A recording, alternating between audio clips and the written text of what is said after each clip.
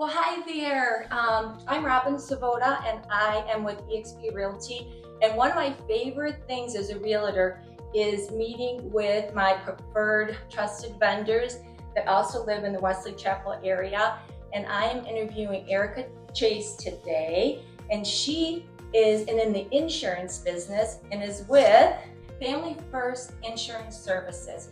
And so today we're just going to get to know Erica and learn a little bit more about the insurance business.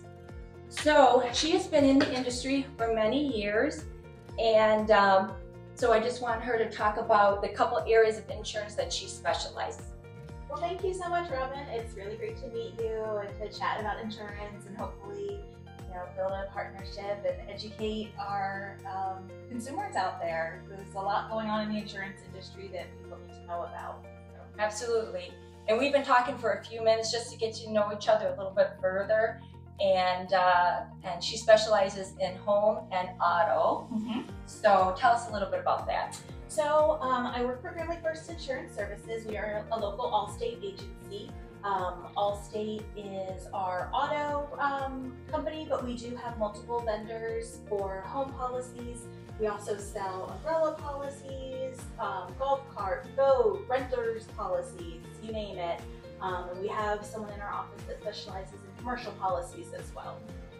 Well, that's awesome because one of the things that she prides herself, if she doesn't have a policy for you, she has resources and she can make some recommendations.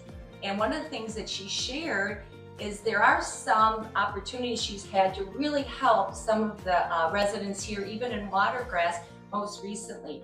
And these homeowners have built new homes, and then they have come to Erica to ask some questions about their current policy and get some advice. So tell us a little bit about that. So I've had a lot of people who've moved into Watergrass recently. I would say within the past year or so, because it's renewal time. And what happened was they're getting their policy through their builder. And I think a lot of times, not to disparage the builder's policies, but they're sort of cookie cutter and they're not going over the coverages with the clients. So the renewal comes and they say, oh, let me shop this around and see. And I've looked at a lot of policies that have coverages on there that these people don't need. I had a client with $30,000 worth of screen enclosure coverage he was paying hundreds of dollars extra for.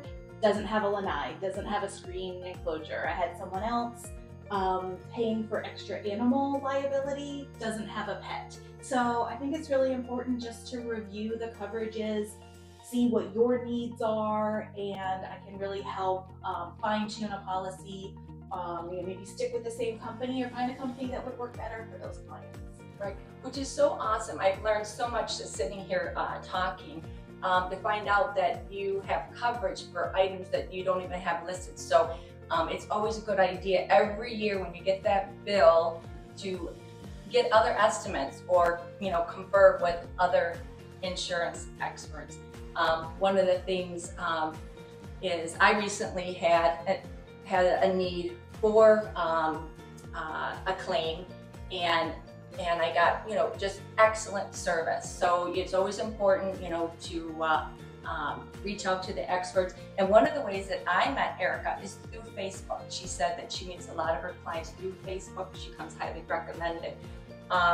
So tell me a little bit, maybe a couple, just from educational point of view, a couple key points that you could point out to clients to take a look at when they're looking at their policies. So you always want to look at, first of all, the dwelling coverage. The dwelling coverage is what it would cost the insurance company to replace your home in the event of a total loss from the ground up. That number is never going to match the market value of your home because it doesn't take into account the land, what the real estate market is doing at that time. Right. So you just want to make sure that it makes sense for you. And then all the other coverages are percentages based off of that number. So let's say, for example, your dwelling coverage is at $1 million.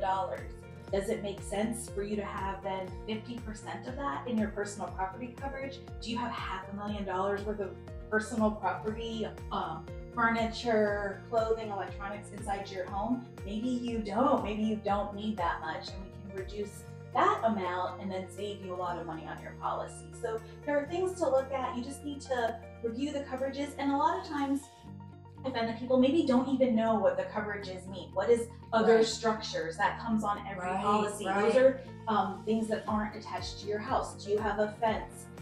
Do you have maybe a shed or a gazebo? Is the other structures coverage enough for you? So ask questions. If you find an agent who will take their time and explain these things to you, which I would be happy to do, you just gotta make sure that what you're paying for is what your needs are. Right, right. That's so important because often, you know, especially when you're buying a home, you will get a quote from an insurance provider, and you just look at the bottom line. You're not looking at the line item. And so one of the things that's nice is that Erica will review and explain your coverages, make sure you have the right coverage. She calls her clients back. And again, she comes highly recommended. So one of the things that, you know, I do, you know, pride myself as a realtor is helping clients find a home. But the next step is, you know, who do you use for the home inspector? Who do you use for insurance? Who do you use as a handyman? So I pride myself in finding good vendors that are trusted, and Erica is one of those. So it was nice to meet you. You too. Thank you so much for having me. Yes, thank you. Have a great day.